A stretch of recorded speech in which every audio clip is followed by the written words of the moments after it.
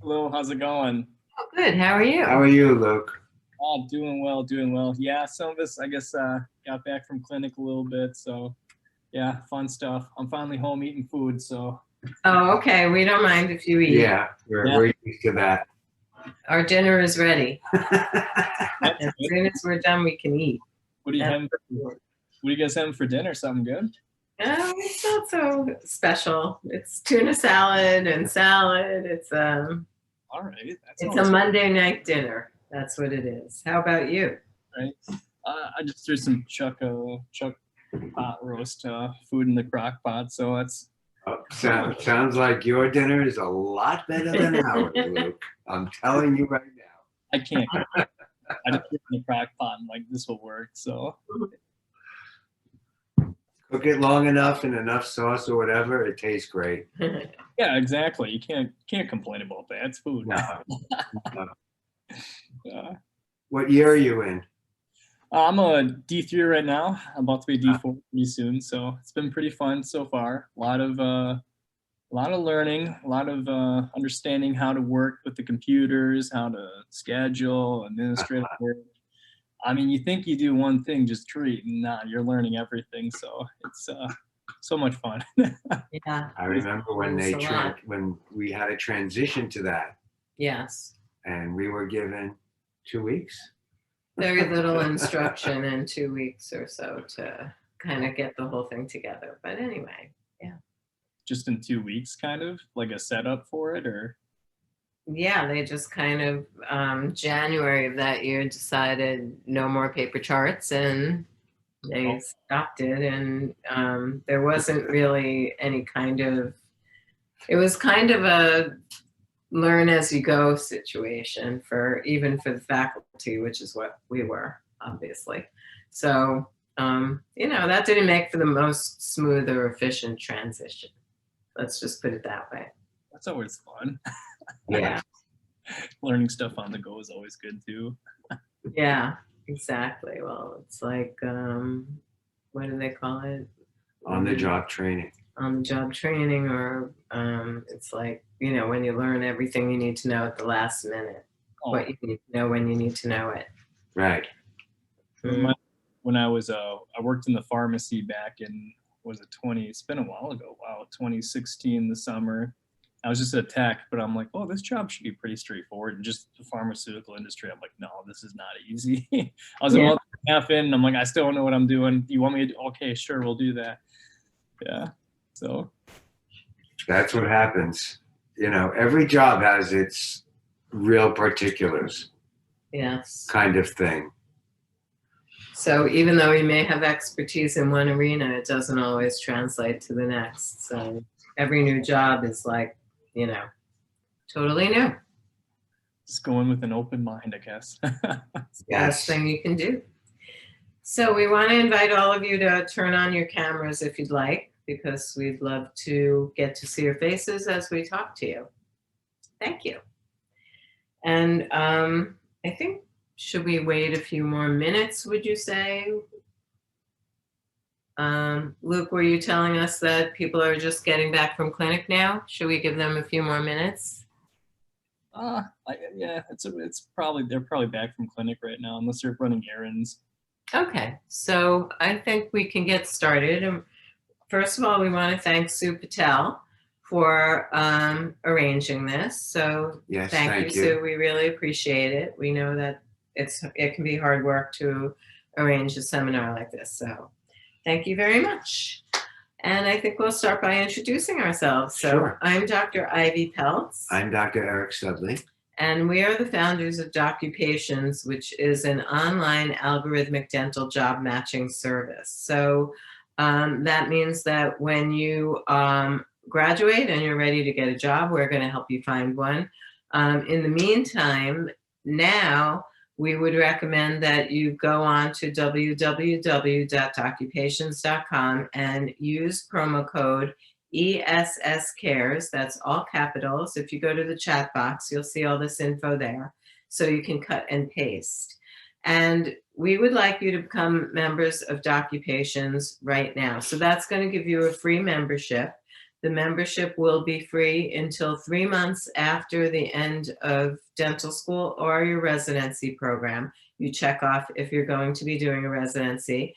And so 3 months before the end of your residency program or graduation from dental school, if you're not doing one, you will start matching with jobs. So just when you need to start thinking about getting a job, you're going to start matching with them. But the reason we want you to sign up now is that our topic of presentation today is preparation for employment. And the way that we designed the profile page that you'll need to complete for your employment profile, it's going to make you start coming up with the answers to some of the questions you need to ask yourself before you could really start looking for a job. So just filling out your profile on Doccupations is part of your preparation for employment. You can look at it that way. So aside from Doccupations, we both have done a lot of other things, and I'm going to let Dr. Studley tell you a little bit about himself, and then I'll tell you a little more about me, and then we will start talking to you about preparation for employment. So I graduated from New York University College of Dentistry in 1985. I started teaching there 1 day a week right after I graduated. I went to work for probably 4 or 5 different dentists my first year after I graduated. Unfortunately, didn't do a residency. After my first year of working for multiple dentists, I bought an old existing practice, which I then built up and grew for over 12 years until, unfortunately, I had to stop practicing due to a disability. I did continue my academic career at NYU, where I became associate professor. I was a group practice director, as well as director of practice management, which was a curriculum from D1 to D4 with over 70 hours of practice management information, very similar to what Dr. Peltz and I will be presenting to you guys. During that whole academic career, I also then became licensed in insurance, and this is now 28 years. I started my own insurance brokerage company, which is a nationally based company, and we take care of all the insurance needs of dentists throughout the United States. I've been doing this now for, as I said, almost 28 years, and I'm the largest insurance producer, I think, for almost the last 18 years with Guardian and Berkshire for disability insurance. Dr. Peltz? I also went to NYU College of Dentistry, and then I started in private practice. I also had 6 jobs my first year. Excuse. And then I started, after 5 years, I started my own private practice. And after 5 more years, I started teaching at NYU. I also became a group practice director there, a clinical associate professor. And while I was doing that, I got a master's in higher education administration, a PhD in higher education, and a master's in the Academy of General Dentistry. We both retired from teaching in 2018. And I retired from my private practice this year. So now we have lots of time to devote to dental students like you, because we know where the gaps are in your dental education and what you need to know when you leave your school that you're not really prepared for before you leave. So we want to help you with that whenever, when invited by you. We are always willing to talk to you about any of those topics. So today we're going to talk to you about preparation for employment. And before we do, I do think that we should, first of all, just say that these are our views and our views alone. Anytime we present to you, we're not pretending to know what's best for you. Only you can know that, and we're just giving you our opinions based on years and years and years of working with students just like you who had a lot of the same questions and concerns. So, but the other thing that we do want to mention is that due to the whole COVID pandemic, you have missed a lot of learning. And speaking of gaps, you just have huge gaps in the basic curriculum that you needed to have the whole entire curriculum, and you only got pieces of it. So more than ever, and this is something that we always recommend, but more than ever, we do recommend that you do a year of residency, because we can't think of a better way for you to make up that gap. And it does have to be made up, because it's not like things were thrown into your curriculum willy-nilly that you didn't need to know. You already had a very packed curriculum before, and now that you've been robbed of time, essentially, you need to find another way to make that up. So we wish your school would just say to you, you know, for everyone who wants, you could have another year tuition free, but we haven't heard of any schools doing that yet, and you're going to need to do something for yourself. So we highly recommend that you do a year of residency after you're done. You know, and one of the questions that we always get is, well, if I do a residency, is that going to, you know, is that going to put me at a disadvantage? Number one, earning less income than if I went right into, you know, working even, let's say, for, you know, a big dental corporation, which we'll talk about, or, you know, being in that residency, will that actually be an advantage to me? And we really have to say it'll be an advantage to you. Any employer that is going to look to hire you, most of the time you'll see, you know, 1 to 2 years experience or general practice residency. So that general practice residency really, you know, continues your training and gives you that another year to really develop your competencies under still the supervision of, you know, others. So it's not a lost year. It's actually a gained year, because in our profession, dentistry, it's a career. It's really not a job. And just to make you feel better, you know, during the pandemic, pre and now post, the dental profession has been one of the largest regrowth of any profession in the United States. They've actually been using the growth of dentistry since the reopening throughout the country as one of the economic barometers.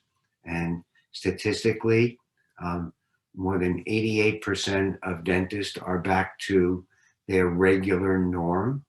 And as a young associate, 4 out of 5 associates have been hired back since the reopening. So these are really good things to, you know, make you feel better, first of all, because you will pay back all your student loans. But just to know that you are entering into a profession that has really come out of this and probably even a little bit stronger. As when Dr. Peltz and I, when we graduated right into the HIV epidemic. And that was a whole nother, you know, scenario that the profession wasn't, you know, initially ready for. But within months, you know, we were up to different protocols. And, you know, I had started my practice during that, and we grew nice. Actually, a lot of the sterilization protocols that you use today, universal precautions, all came out of that HIV epidemic in the 80s. So we did start at a very similar point, a juncture just like this one, and we have survived our whole entire career successfully, and so will you. So bear that in mind, just for starters. So when you are looking, you know, for employment, and if you do a residency, you will still be considered an employee. If you go to work, let's say, for multiple dentists, you might be considered what they call an independent contractor. The differences are quite important. Also, it's imperative that you check with the state that you are working in. The IRS has recently changed some of the regulations that will not allow certain professions to be paid as independent contractors. So it's important that, you're aware, and that's where we tell you, getting that right advisory group. And one of them is getting a CPA or an accountant that is versed in the dental profession so that they can really advise you how to do this. The reasons that we're mentioning this right away, if you are, in that residency and you're going to be an employee, you'll get paid and taxes will be taken out of your paycheck. So initially you're told what your gross amount of your pay is. And then when you get that check and you see all these deductions, that's called the net amount. And that's because federal taxes, city, state, all these different deductions are taken out of your paycheck, by the employer. It doesn't go to the employer, but they're taken out of your paycheck prior to you receiving the full amount. On the other side, where if you are an independent contractor, then when you are paid, your taxes will not be taken out of your paycheck.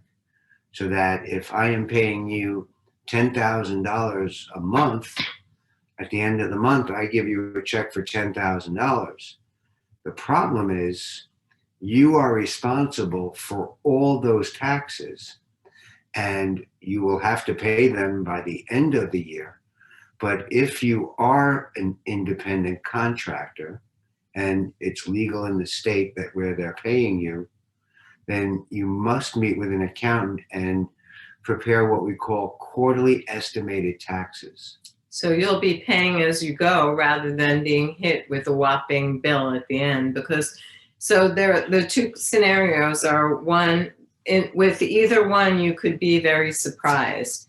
With the first, if you're an employee and you're told what your gross salary is going to be, and then you look at and you've budgeted yourself based on that gross salary, and then you get your paycheck, and it is a fraction of that, a more than 50% fraction, but probably about 2/3 of what you were told is what you're actually going to get after all the taxes are taken out. So in that scenario, you have to know in advance, or you may not be budgeting your living expenses properly. If you're an independent contractor and taxes are not being taken out of your paycheck, well, that's great. You're bringing home more. You can do what you want with it. You can invest it, maybe make some money on that. The government isn't taking it right away.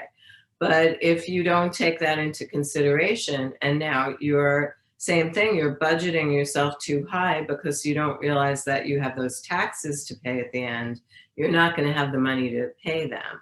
And also, just psychologically speaking, it's much better to pay it quarterly because the numbers are smaller and it's not quite so painful. Yes. And the important thing is to know this up front so that you don't play catch up the first year. As unfortunately, Dr. Peltz and myself, we were unaware of these things, and both of us, and we didn't even know each other then, and met with accountants at the end of the year, and we had to both actually borrow money to help pay our taxes that year. It's humiliating. So we're trying to spare you some humiliation. Yes. So it's important as we go through this that, like in dentistry, that we learn terminology. So in continuing with that, regardless whether you will be an employee or an independent contractor, you more than likely, and especially now more than ever, will be asked to sign a contract or some type of agreement. First of all, please never sign any contract or agreement at the time of the interview. You shouldn't be asked to do that. It is common practice that you get 10 business days at least to have an attorney. And, we always recommend getting an attorney who, once again, is versed on employment contracts for dentists, because our employment contracts are very different than an employment contract for a physician or any other profession. So having someone versed in that, regardless, even if you have to pay for that, and we always say, all of us, we all have friends who are attorneys, and, oh, we'll take a look at it. And if they're not an employment attorney, they really won't know the key factors, what to look for. The important thing with that is, because once you sign any of these kinds of, legally binding documents, it's exactly what it is, legally binding. And there are certain parameters in there that are, I will tell you, as an employer, the contracts are written in favor of the employer, not in favor of the employee. There's more protection for the employer from the employee, meaning you, than there is vice versa. So you really want to look at that, simply because you don't want to be looking at that same document when you want to get out of the contract. And now is when you start to realize, oh, there's certain things in there I shouldn't have signed. Or we have a question, what are some of the things to ask? Well, when you do get that contract and it is reviewed, we'll talk about some of the things that you can negotiate for as well.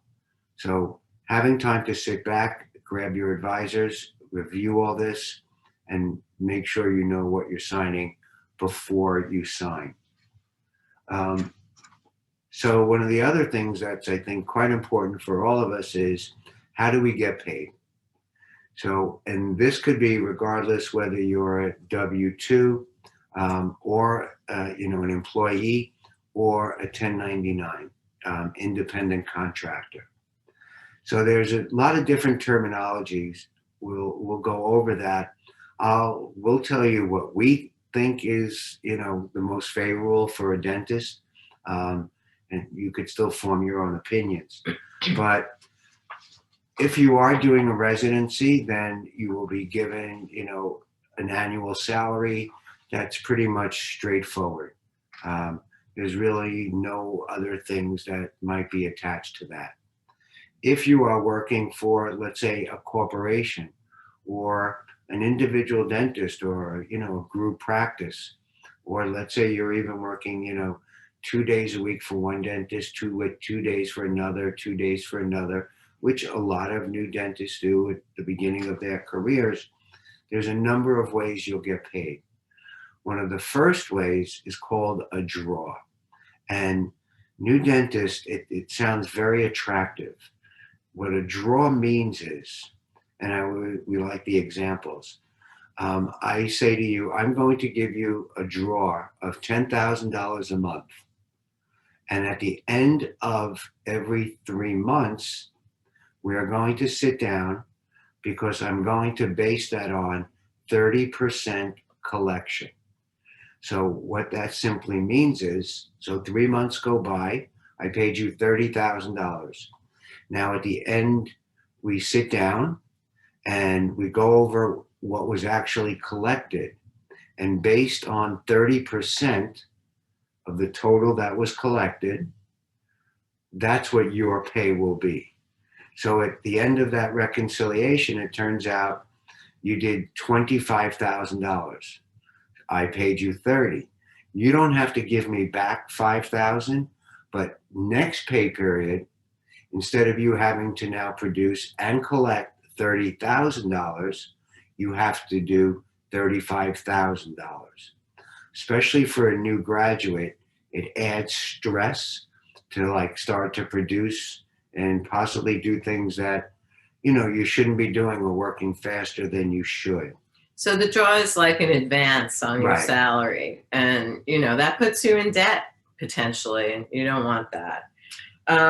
Dr. Studley mentioned collection. That's one way of that employers will determine how much you earn is by what is collected. So there's production, which is what you've produced, and then there's collection, which is of the money of the work that you produced, how much money was actually collected.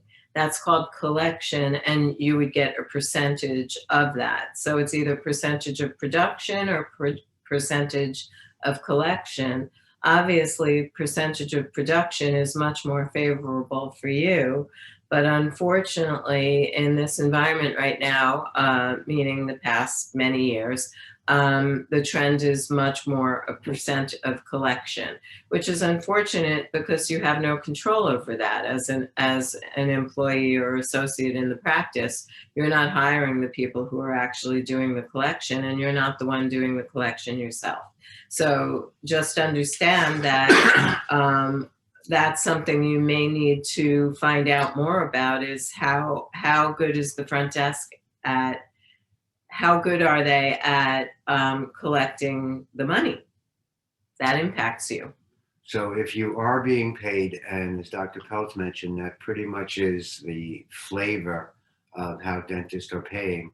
If you are paid on collection, one of the things also that you would want to negotiate is what we call a guarantee per day, or you'll see guarantee per diem, means guarantee per day. That's Latin, right? Yes, Latin. And why is that important? Well, if you're being paid on collection, first of all, depending on the type of office it is, they might have a very high collection rate. It might be, you have to wait 30 days, 60 days, 90 days for the checks to come in if it's with all these different insurance companies. So you want to know that you're guaranteed at least, and on average, nationally, it's about $500 a day, guaranteed against that 30%, that's about the average, about 30% collection. The importance of that is, if I'm hiring you and I am saying to you, I am going to guarantee you $500 a day against 30% collection. So if the front desk collects $5, you still make the $500. By doing that, that'll give you a sense of security, because that means I'm going to keep you busy enough to give you no less than $1,500 worth of dentistry to produce, because 30% of that 1,500 is 500. So, that's pretty much what you would want. But if you can get that guarantee. Because otherwise, an employer who hires you on a commission basis only, really has nothing to lose. You could be sitting there all day doing nothing. I mean, they have you to lose, because you're not going to stay at a job like that very long. But they don't have any financial incentive to keep you busy. Once they're paying you that, the guarantee, the $500 guarantee, as Dr. Studley said, if they don't give you $1,500 worth of dentistry to do, they're now losing money. You want them, the same way they want you to have a little skin in the game, that you want them to have a little skin in your game. We'd also gotten a question, with salaries. And that's where, the DSOs, the dental service organizations, the corporate dentistry, where you'll see more of the contracts that will offer you a salary. Some will offer you a salary against a percentage of collection as well. Nationally speaking, and these numbers recently just came out, average pay for a dentist throughout the United States is approximately $150,000. With these corporates, pre-pandemic, I was seeing starting salaries on contract, in writing, for $150,000, if not even a little bit more. now recently, because of where things are going and as they're coming back, seeing more of that range from, let's say, 120 to 150, 120,000 to 150,000 for starting. Doesn't mean that there's not options to get, higher offers. And we'll kind of talk about that, especially if you're willing to go to certain locations. Let's say that especially the corporates, that they're looking to fill. So, there might be some opportunity there. As you can imagine, I don't think we're going to get to all of your questions tonight about preparation for employment. So just be aware that you can always reach out to Dr. Studley at insurance@drericstudley.com for any insurance-related questions that you might have or any career guidance that you need help with as you start your career. So one of the questions we actually got, when should they start looking? Mm-hmm. And you know what? We're speaking to D1s through D4s. Well, those are two different things. Right. So there's when should you start preparing and when should you start looking? Right. As we started off by saying, you really can, there are many, many ways that no matter where you are, D1 through D4, you can start preparing now if you haven't already. We're going to be talking about those a lot more, but just a few little highlights are you can be working on your CV throughout. You can be accumulating letters of recommendation throughout. You can be working on your photo galleries of patient cases throughout. So these are all things that you're not going to think of unless someone like us tells you, do it now. Because at the end, when it's time to start preparing your CV, as an example, first of all, you're going to be very busy with all the things you have to do in D4. But secondly, it's going to be hard to remember everything that you need to put on there, as opposed to if you know that part of your tasks for preparation for employment while you're in dental school are to update your CV every time you have something new to put on it. When you go to prepare your CV, when you're ready to apply for jobs, it's all updated. You have very little to do. So there's a lot that you can be doing all along, and we're going to talk more specifically about a lot of that. But kind of knowing where you think you might want to end up, especially, if you're planning to do a residency, using that year of residency might also help you answer some of those questions. So if you are looking to relocate to a different state, where your license is still valid, your dental license, apply for a residency program in that state. What a great way to really try out a state. You'll get paid for the whole year. If it doesn't work out, it's really not for you. Still probably a great experience. And now you could move on. So being a little prepared ahead of time, when you're, let's say, applying for that residency, thinking about those things will also help you, because then you'll develop contacts and referrals. So the main way to find a job after graduation or residency or whenever you're ready to find a job is going to be through your connections, through networking. No matter what else, that's the most typical way to find a job. So if you are going to do a residency if you do want to relocate ultimately, then it makes sense to try to start making some of those networking types of connections in a residency program in the new location where you're going to be.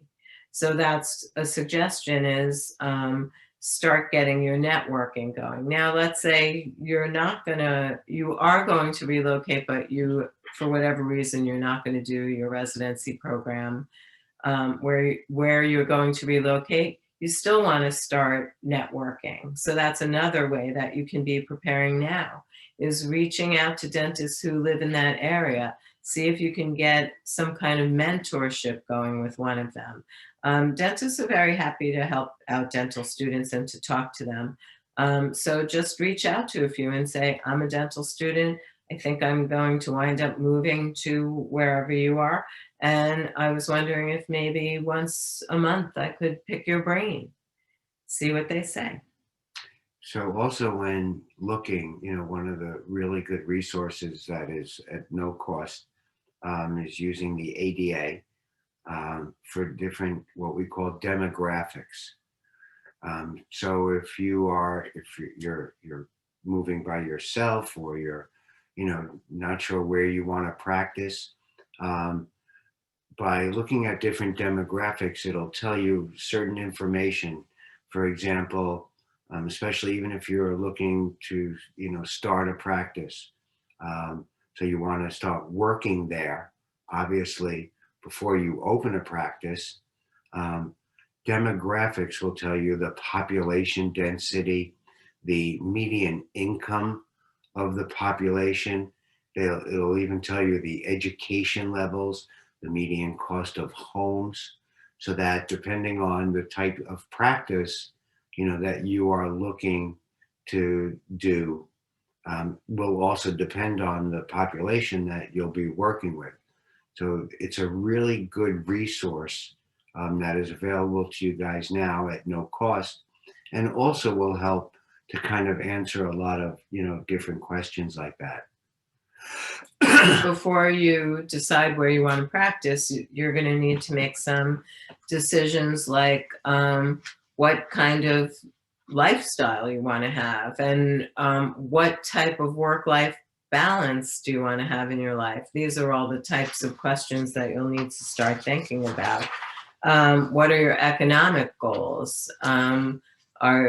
Is it all you? Do you have a partner who's going to be bringing in some of the household money and things like that? So these are some of the decisions you need to start thinking about before you can actually look for a job, because are you going to be working part-time, full-time? What's your schedule? All of these things are things that you may not have really thought about, but before you can search for a job, you have to know the answers to those questions.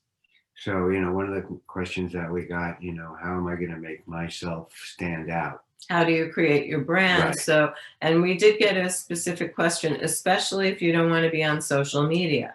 So, creating your brand does not have anything necessarily to do with social media. Social media is just a way to get your brand out there. So the way that you're going to create your brand is you're going to figure out what about you is outstanding. If you were an employer, what is it about you that you would want to hire? And that's what you're going to promote. That's branding yourself. There are other ways to brand yourself. You can have a logo. You can, do all kinds of marketing. You can wear silly hats. You can wear a hat. But when you're branding yourself, really what you want to do is pick out the characteristics that you want to portray to the rest of the world. And the more consistent you can be with that in portraying yourself, the better of a package you're creating for the world to just look at you at a glance. So if that makes sense. So you do want to be consistent in your image, and that's where I would say social media comes in. So if you're trying to portray yourself as a very professional, earnest, hardworking person, let's say those are the characteristics you want to portray, then on social media, maybe it won't be best to post your pictures of spring break, things like that. You want a consistent image. So hopefully you have some social media programs that are for your social life and some that are for your professional life. That's one way to handle it. Otherwise, at this point, you have to try to keep everything professional, unfortunately, or fortunately, however you look at it. But anyone can dig up anything about you, number one. Number two, that is what you're trying to portray. So any break in that demeanor that you're putting out there for the world to see is not going to be helpful for you, either with getting a job or maintaining relationships with patients or any of that. Patients are interested in hearing about you, but they want to be able to look up to you. Mhm. That's very important. Right. So, and employers will go and look up, human resources. There are people that just do that when you're applying for jobs that will look up your social media presence. So when you're thinking about your outstanding qualities and how you're going to brand yourself, they don't even have to be something that you learned in dental school. Like maybe you just always had a knack for making the awkward person in the room feel comfortable. We don't know what it is about you that makes you so special. You know that. So you need to figure out, it's not one thing, it's many things, obviously. You need to figure out what those are and then decide how to put them in a nice, neat little package for an employer to understand the value of them. That's what we mean by branding yourself.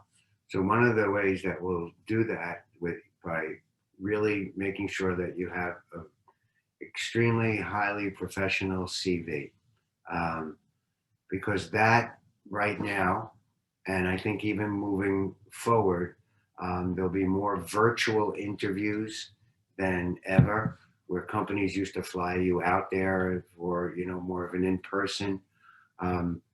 I think so many of the companies are switching to just moving forward simply because of economics.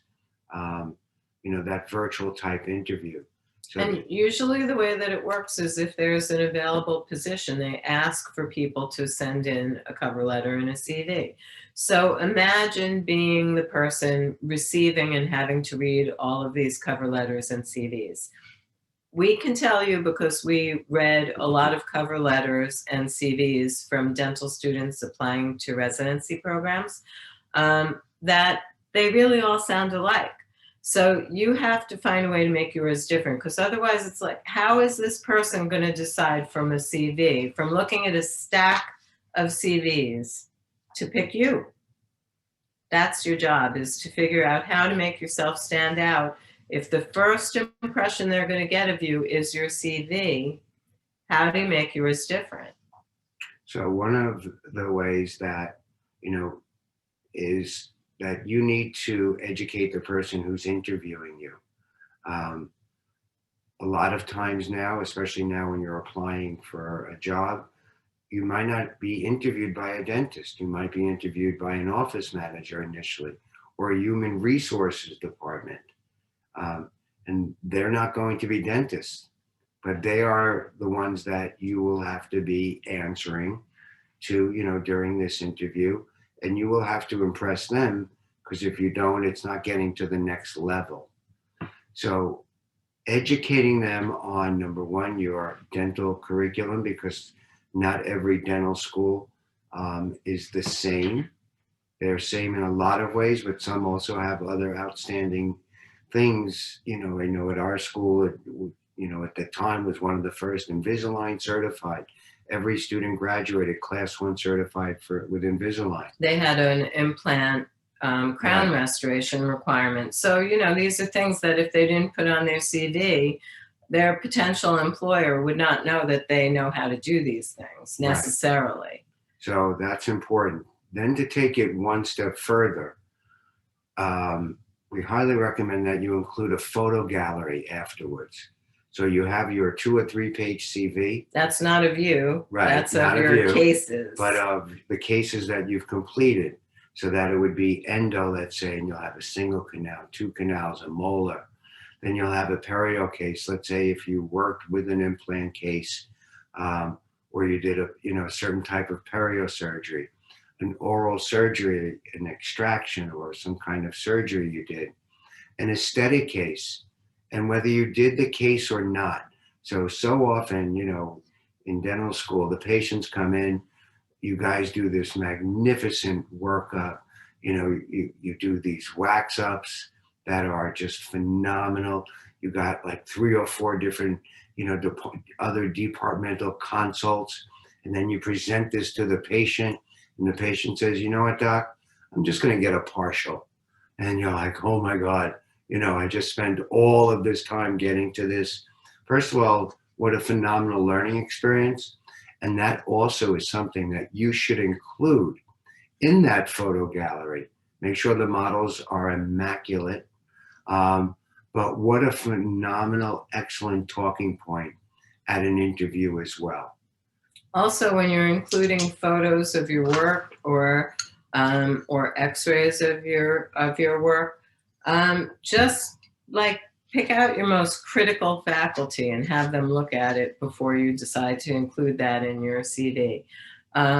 Because often, you know, we're very proud of our own work, but you want somebody to really take a critical eye to that, because your potential employer will do just that. They're going to take a very critical eye, and if there's, you know, stone on your typodon or whatever's going on there, they may be thinking about how they were tormented as students and had to keep their typodon clean, and then they may just feel like you're not as good as they were. You don't want them to think that. And then if you really want to take, you know, that CV to the next level, we've had many students do what's called a web-based CV, where they, you know, had their own website, you know, their picture, and then in the website was, you go to the first tab and it will be recommendations. And it could have been me, you know, under the NYU banner with a nice clean coat, and I am talking about the student. And then there are other professors on there as well. And then you go to these other drop-down tabs, and where, you know, we mentioned the photo gallery. Well, that's what this is. And you'll see endo, and you'll see his before and after radiographs. You'll see perio, pros, like just straight down the line. When they have done this, more or less every single one had the pick of job offerings.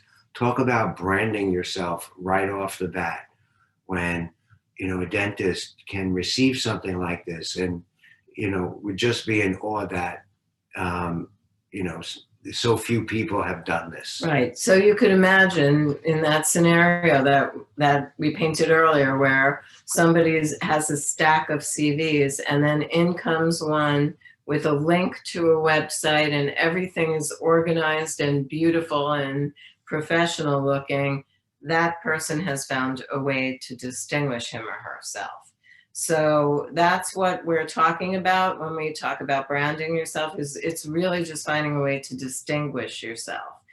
Maybe that's not the right way for you, a web-based CV, but it certainly is something that would get my attention. I can say that for sure. And Dr. Peltz mentioned earlier getting your letters of recommendation as a D1, D2, D3, you know, waiting to get all those letters at the end of your D4 year, or when everybody else is either applying for residencies, you know, and need all of this, you know. Fortunately, you know, we had to write a lot of letters of recommendation. The ones that came to us early got the newer, fresher, longer letters. As the pile got larger and larger, and the deadlines to get these done, the letters got a little bit shorter and a little bit less personal. And a little crankier. A little crankier. So yeah, you want to be one of the first to ask for a letter of recommendation. You also want to do it, you don't want to wait till the end of D4. If you're in D1 and your faculty has told you that you did an excellent job on something, ask them if they would mind writing you a letter. Now, when it's time to send in those letters, you're going to want an updated version, but I don't know, maybe not all faculty do this, but I used to keep a copy of every one of the letters I wrote, and so it was very easy for me to update. If your faculty isn't going to do that necessarily, it might be good for you to ask if you could get a PDF or Word version and keep a file like that, so that you could send back to them the letter that they wrote, so they could update or you could even update the date for them. Send them back the exact letter they wrote, and now they sign an updated version. They'll be so happy with you that Yes. they don't have to write a new letter. So when it comes to asking for letters of recommendation, you want to make it easy for your faculty. You don't want to give them a hard job. You want to help them write a good letter. So remind them, it would be nice to send a request in writing, even if you've asked them in person, which you should do. And when you send the request in writing, remind them of the incidents that very personal incidents that they had with you, where they were either telling you that they appreciated the care that you gave to a patient or really loved the wax up that you did or whatever it was. So just remind them of things so that it's easier for them to write the letter, because what stands out in your mind may not stand out as much in theirs. So we should remind them of our next webinar. We're going to remind you right now that our next webinar with you is going to be about corporate or private dentistry, which is right for you. And that will be March 22nd, which I believe is next week at 7 o'clock again for you, 8 o'clock for us. And you can find the registration link in the chat box. So make sure to invite your friends and colleagues. So as we come down to the last section, how do they really get their names out? So, we talk about Doccupations is an online site. There's Indeed, there's Craigslist.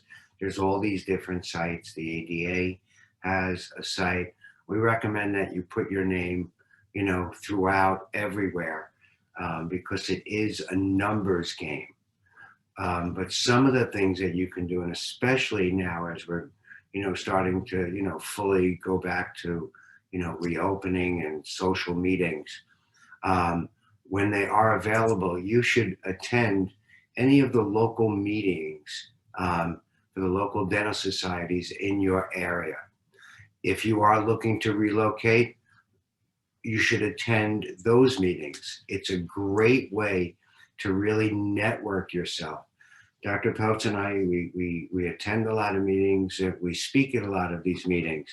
And so often, we'll see, former graduates that are looking for work, and they're here, at the, this is in New York, the New York County meeting, and they're there and they have 15 copies of their CVs, and they're just like they're ready for an interview.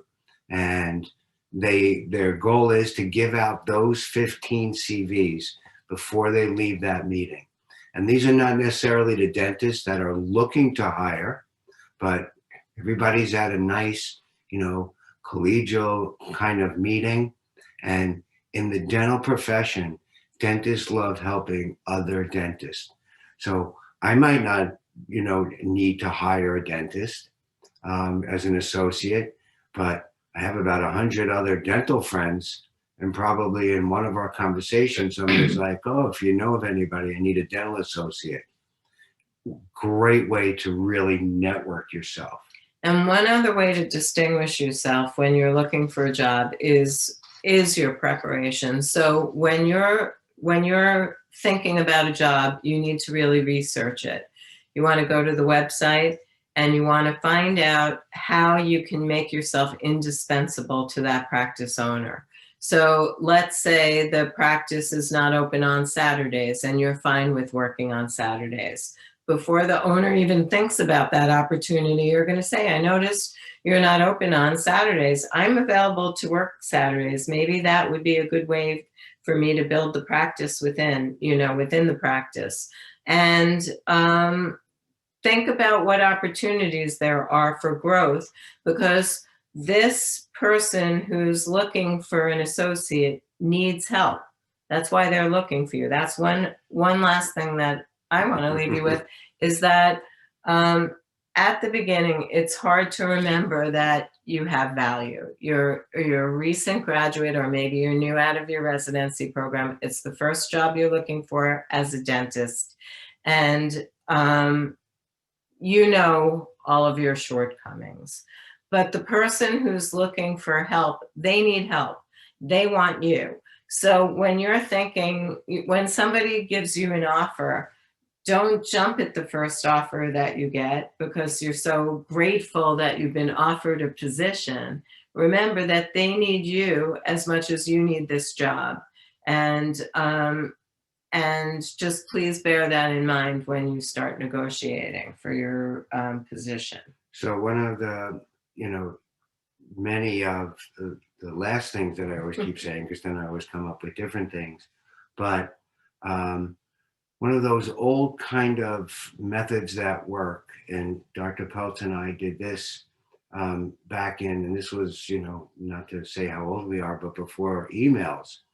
And we both, once again, not knowing, because others probably told us to do this, we both wanted to work within a certain zip code of where family, friends, that's where we wanted to be. We found, we took 300 dentists, and these were not dentists that were looking to hire. We had a cover letter, a CV. We mailed this out. Both of us I got 3 job offers from that. And it was the cost of stamps. I don't even know, what stamps cost now. Well, now you don't. You could do Right, you could a do it written with it. letter, but Right. you could also do an email. An email blast. And then follow up with a phone call, and then Mhm. just show up. And you may get a position that you may not otherwise have gotten. Because if you're looking for a job in the private sector, then oftentimes owner dentists are not exactly sure when they need an associate. They may need a little nudging. So if you're around and you're interested and they like you and they want to help, you might move up their timeline of when they want to bring an associate in. So the way to find a job basically is to be out there in the dental community as much as you can be. D1s, your D4 colleagues, they might wind up hiring you one day. You don't even know. You might hire each other one day, classmates. We've seen positions like that. Right. So they're going to come from all over these positions. You're going to look everywhere online. You look in the back of dental journals. They have a classified section. You look there. You're going to put the word out to everybody in the dental community, and you will definitely find something. And then once again, on your lastly, contact your alumni association. There's a full email list. Once again, email these alumni. Alumni love to hire their own. We just do. So once again, another resource to reach out, especially even if you're looking to relocate. There are alumni associations for all dental schools all over the country. So, really look at them as a resource. So right now, we would like you all to go to the chat box. And if you fill out the form and the link in the chat, we would like to email you a $5 Starbucks gift card, because we want you to have a cup of latte or a treat on us. And we like to think of you sitting there enjoying your coffee and thinking about the presentation that we gave you. In addition, we have a winner of our $50 Amazon gift card. So here we go. Ardita Ajvazi, if you are here, please write in the chat box, yippee, I won. We've enjoyed giving you this presentation tonight. Thank you so much for showing your faces. It really makes a nice difference. It does. Thank you so much. We're looking forward to presenting to